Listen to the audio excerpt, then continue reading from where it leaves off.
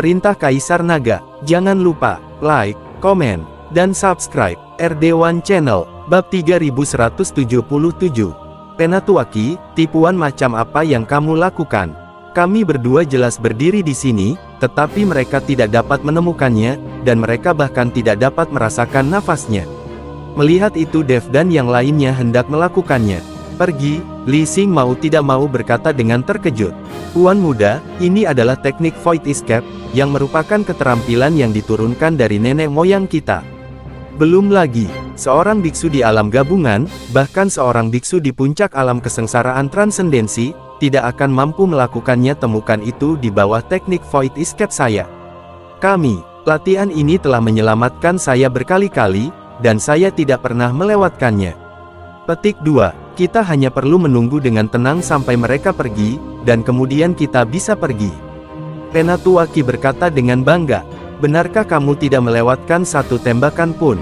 Saat Penatuaki selesai berbicara, dia mendengar suara Dev bergema dari segala arah. Penatuaki dan Li Xing tercengang pada saat yang sama. Mereka segera melihat sekeliling dan menemukan bahwa Dev tidak terlihat. Bukan melihat tubuhnya, tapi mendengar suaranya, membuat mereka berdua langsung panik. Segera setelah itu, mereka melihat riak di kehampaan di depan mereka, dan sosok Dev perlahan muncul di depan mereka berdua. Teknik penghindaran kekosongan Penatuaki langsung hancur, dan terlihat di depan Dev dan Ji Yun. Bermain cilukba di depanmu, kamu masih muda. Dev memandang Penatuaki dengan wajah mengejek dan berkata. Wajah Penatuaki berubah drastis, dan hatinya ketakutan. Teknik penghindaran kekosongannya belum pernah dilihat oleh siapapun, tetapi Dev melihatnya hari ini. Sungguh sulit dipercaya. Nah, kamu gila sekali. Penatuaki menamparkan Dev dengan telapak tangannya, dan angin menderu datang dalam sekejap. Namun telapak tangan ini langsung menamparkan tubuh Dev, namun langsung menembus Dev, dan tamparan itu meleset. Dev di depannya hanyalah hantu. Karena kamu sangat suka bersembunyi, aku akan bersembunyi bersamamu sebentar. Suara mengejek Dev terdengar di telinga mereka dari segala arah. Penatuaki dan Li Xing hanya merasakan mata mereka tertuju pemandangan di depannya terus berubah, dan sosok Dev mulai muncul dari segala arah. Melihat pemandangan ini, Li Xing menjadi gila dan melambai dengan putus asa. Tapi tidak ada gunanya, setiap pukulan telapak tangan Li Xing kosong. Penatuaki mengulurkan tangannya untuk menghentikan Li Xing, dan melihat sekeliling dengan cemberut. Itu adalah ilusi bahwa kita jatuh ke dalamnya tanpa sadar. Penatuaki, apa yang harus kita lakukan? Li Xing panik. Sosok Dev muncul dari waktu ke waktu di sekitar sini, bahkan jika mereka tidak menyerangnya, mereka tetap membuatnya takut. Saya mungkin ketakutan setengah mati untuk sementara waktu, karena saya tidak tahu di mana Dev akan muncul mulai saat berikutnya. Tuan muda, jangan panik, yang diinginkan formasi hantu ini adalah membuat kita kacau. Selama kita tenang, kita bisa menghancurkan formasi hantunya. Penatuaki menghibur Li Xing, matanya melihat sekeliling dengan waspada. Tanda seru. Li Xing bersembunyi di belakang Penatuaki, tubuhnya bergetar seperti saringan. Saya melihat Penatuaki membuat rahasia dengan tangannya, dan lampu hijau samar meluncur dari ujung jari Penatuaki. Hantu darah menghancurkan jiwa, ribuan hantu membantai roh. Penatuaki mencibir dingin, tangannya membentuk segel terus-menerus, dan spanduk hijau hantu yang merangsang jiwa muncul di tangan Penatuaki. Bendera yang merangsang jiwa memancarkan sedikit udara dingin, langsung membuat bulu kuduk berdiri. Bendera pemicu jiwa di tangan Penatuaki memancarkan cahaya hijau samar, dan semburan jeritan melengking datang darinya. Li Xing, yang bersembunyi di belakang Penatuaki, ketakutan saat melihat pemandangan ini. Dia belum pernah melihat Penatuaki menggunakan hal seperti itu.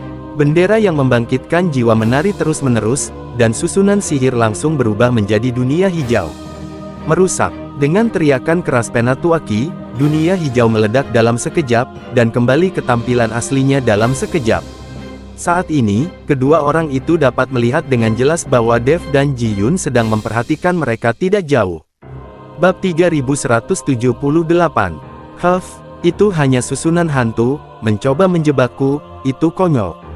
Penatuaki mendengus dingin. Dev sedikit menyipitkan matanya dan menatap Penatuaki. Saya tidak menyangka bahwa Anda ternyata adalah seorang kultivator iblis. Anda benar-benar tersembunyi dengan baik. Bahkan jika Anda mengungkapkan aura Anda, saya tidak menyadarinya. Petik 2. Dev memandang Penatuaki dan berkata, "Nak, karena kamu tahu identitasku, kamu pasti akan mati." Mata Penatuaki bersinar dengan niat membunuh. Li Xing di samping juga terkejut, sepertinya dia tidak tahu bahwa Penatuaki sebenarnya adalah seorang kultivator iblis. Tampaknya pembudidaya iblis benar-benar menyebar. Ada tempat tinggal di kota Raja Binatang. Ping berkata dengan emosi, "Berhentilah bicara omong kosong, aku akan membunuhmu dulu hari ini dan kemudian membicarakannya." Wajah Penatuaki penuh percaya diri saat ini. Karena berani membeberkan identitasnya, itu membuktikan bahwa ia memiliki kepercayaan diri untuk membunuh Dev dan Ji Yun. Jika tidak, jika identitasnya terbongkar, ia pasti akan mendapat masalah.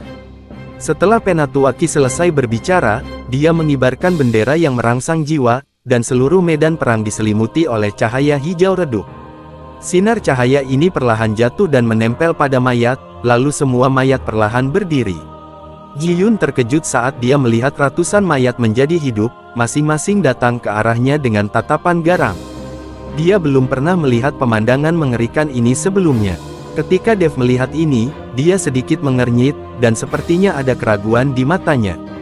Dev tiba-tiba membuka tangannya, dan pedang pembunuh naga langsung muncul di tangannya. Kemudian pedang pembunuh naga tiba-tiba terayun ke depan, dan energi pedang yang menakutkan melesat ke depan seperti sabit. Dengan pedang ini, puluhan mayat dipotong menjadi dua, dan mati sekali. Dan pada saat yang sama lusinan mayat ini dipotong di bagian pinggang, jejak roh jahat yang tidak dapat dibedakan muncul dari mayat-mayat ini, dan segera diserap oleh Dev. Setelah serangan pedang ini, senyum cerah muncul di wajah Dev, dia tidak menyangka tebakannya benar. Ketika mayat-mayat itu dibangkitkan sekarang, Dev berpikir bahwa Penatuaki ini mungkin berasal dari silsilah setan Yin. Terutama spanduk penginduksi jiwa, dengan semburan Yin Qi dan rasa dingin yang mengancam, itu jelas merupakan senjata yang hanya digunakan oleh iblis Yin. Sekarang dia menebasnya dengan pedang, roh jahat pola Dao di mayat membuat Dev semakin yakin akan hal ini. "Tuan Dev, Anda masih bisa menertawakan ini, adegan ini." Ji Yun melihat ratusan mayat, perlahan datang ke arahnya, dan tidak mengerti bagaimana Dev masih bisa tertawa. "Kenapa kamu tidak bisa tertawa? Ini semua adalah sumber daya," kata Dev sambil tersenyum. Meskipun tidak banyak roh jahat berpola Dao pada mayat-mayat ini, kaki nyamuk juga merupakan daging. Setelah selesai berbicara, api langsung membubung dari tubuh Dev, membentuk perisai pelindung di sekeliling tubuhnya, dan dia bergegas langsung ke kelompok mayat dengan pedang pembunuh naga di tangannya. Setiap kali pedang ditusuk, akan ada potongan mayat yang jatuh ke tanah lagi. Dev menikmati semua ini, dan gerakan tangannya terbang seperti awan dan air mengalir. Penatuaki dengan penuh semangat mengibarkan bendera penarik jiwa, dan energi jahat dari pola Dao di tubuhnya terus-menerus disuntikkan ke dalam bendera penarik jiwa, dan kemudian berubah menjadi potongan cahaya hijau redup, jatuh ke mayat. Penatuaki tahu bahwa dengan kekuatan mayat-mayat ini, mustahil untuk membunuh Dev, tetapi ada satu hal yang bisa dilakukan, dan itu adalah menghabiskan kekuatan Dev. Ratusan mayat bergegas menuju Dev tanpa rasa takut, dan Dev ingin menggunakan seluruh kekuatannya untuk membunuh mayat-mayat yang sudah mati satu kali ini. Ketika semua kekuatan di tubuh Dev habis, itulah takdir yang menunggu untuk dipanen.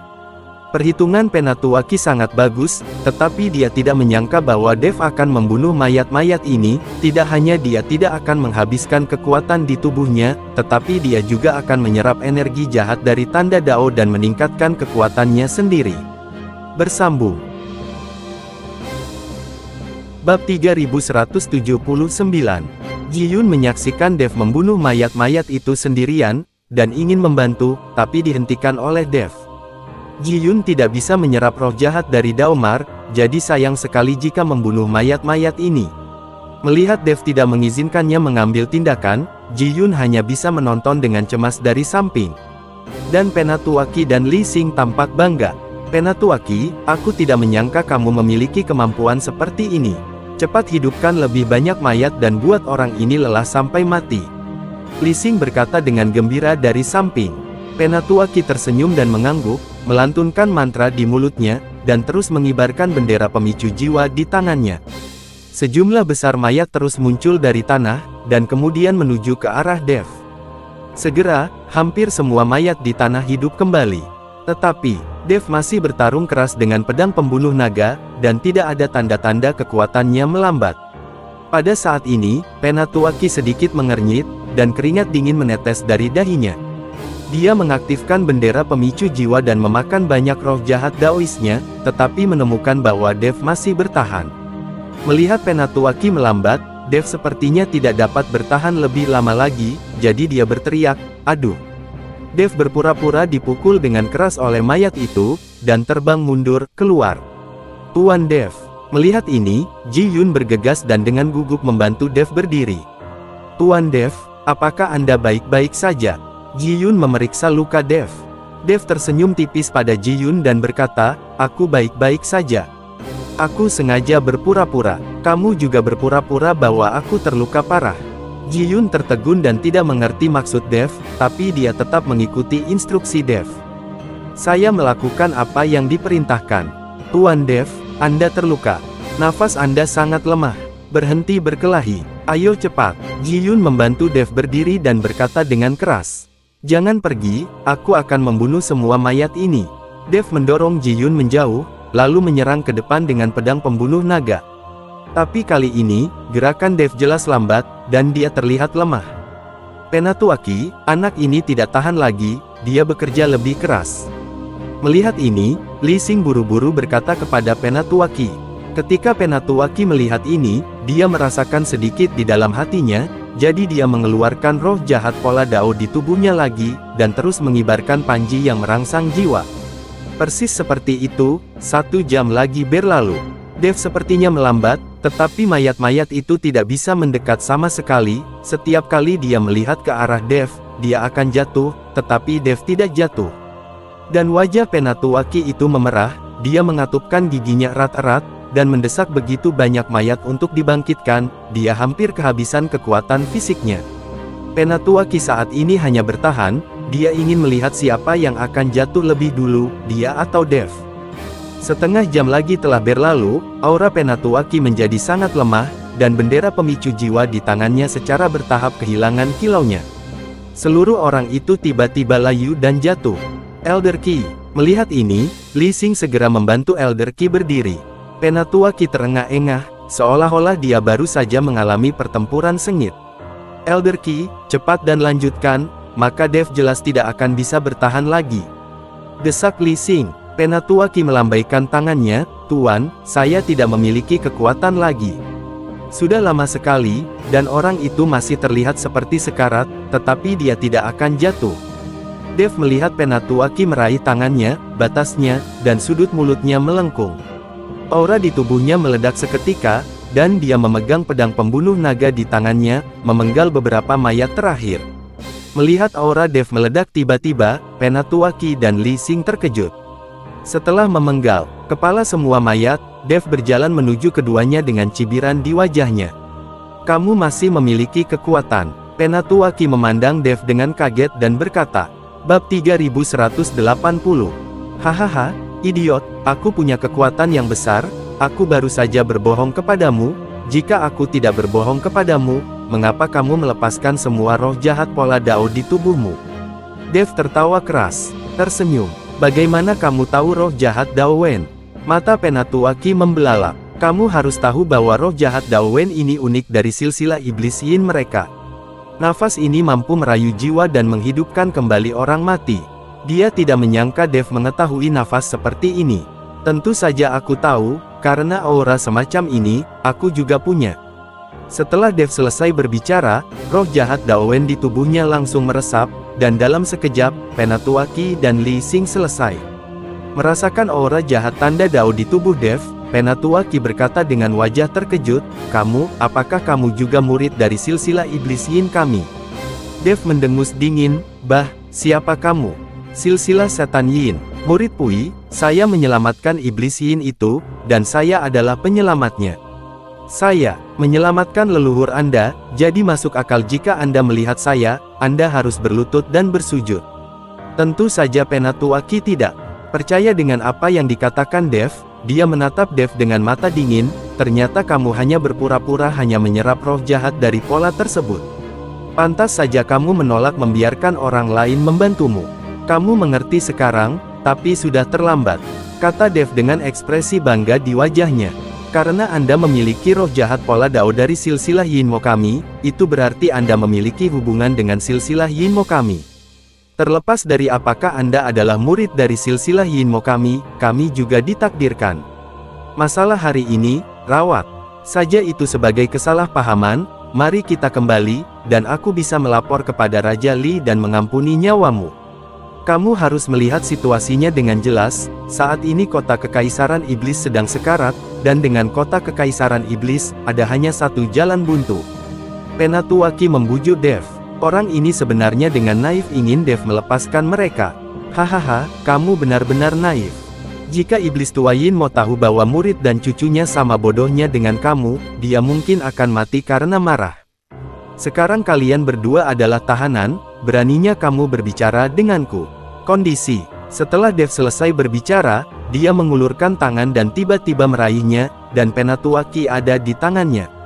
Pada saat ini, Penatuaki seperti anak domba, tidak memiliki kemampuan untuk melawan sama sekali. Li Xing di samping tidak bisa menahan gemetar saat melihat ini. Tapi dia tidak berani lari, karena dia tahu bahkan jika dia berlari, dia tidak bisa berlari lebih cepat dari Dev. Penatuaki ditangkap di tangan Dev, dan baru kemudian dia merasakan ketakutan di dalam hatinya.